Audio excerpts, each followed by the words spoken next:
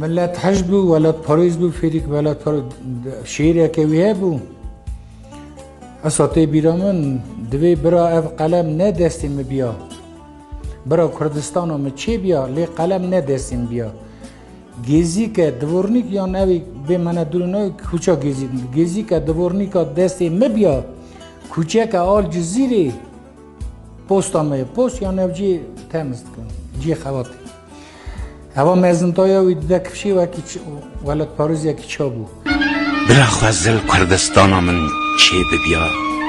ملت من آزا خوندی و زین ببیا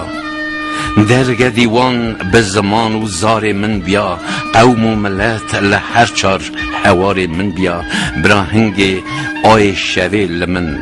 تنه بیا کلفکی ویران من را جی ستار بیا قرپالکی رش لستی من داخار بیا دست من دا نه اف قلم نویسار بیا برا گیزیک درگوان دست من بیا سوقاقک الجزیره پوستا من بیا فریق مزنای که اسانه وکی مرا کباریه بسری فریق لیتراتورا ما گیشته درجه که اسا وکی جمعت ماین لیتراتورا ما ناس کرد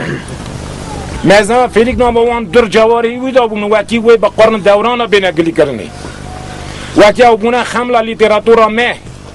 وکی هم بگوی اکی مینان متریکات ملتی دست مدام کارن روکی روسپیتی درین عرف ارتملتی فریق در جواری سپای خواهیشتنه وکی وی هر سلسله تاکر خبر دن و هر سلسله تاکی به شکرداری ناوی فریق بیربینه هر سلسله تاکی فریق ناوی فریق وی هر سلسله تاکی را چون ناوی جهال بگوتنه چونکه افراندنی وی نمرینه